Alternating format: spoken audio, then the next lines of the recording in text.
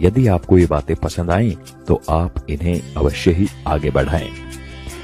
आपके 1 या 2 बच्चे हैं और कभी कभार आप उनकी शरारतों पर झल्लाकर उन पर हाथ उठा देते हैं, तो जरा सोचिएगा कि एक शिक्षक इतने सारे बच्चों को कैसे संभालता है।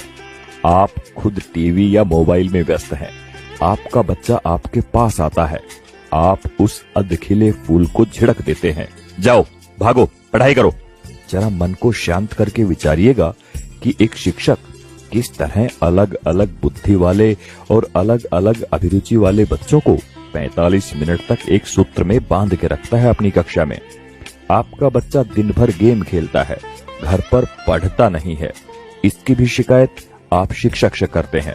क्या करें, हमारा मुन्ना तो हमारी बात ही नहीं सुनता, जरा डराइए इसे। अरे भाई, बच्चे को डराना है तो उसे किसी बाघ के सामने ले जाओ।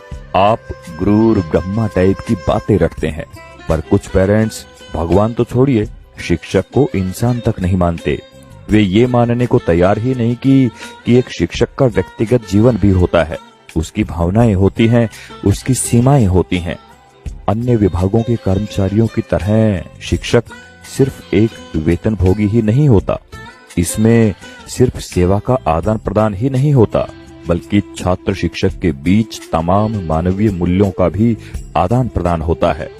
आप अपने छोटे मोटे काम कराने के लिए सरकारी कर्मचारियों के आगे हाथ जोड़ते हैं, पैर पकड़ते हैं, लेकिन शिक्षक जो कि आपकी संतान को शिक्षा दे रहा है, उसकी एक गलती आपसे बर्दाश्त नहीं होती।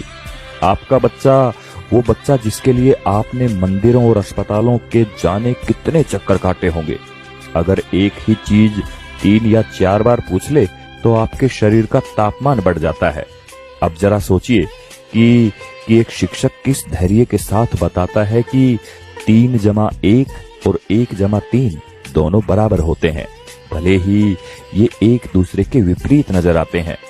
अगर वास्तव में बात समझ में आ गई हो तो आपसे हाथ जोड़कर विनती है कि आप हर शिक्षक को भगवान ना सही, कम से कम इंसान समझकर उतना सम्मान अवश्य दें जो कि एक इंसान को मिलना चाहिए।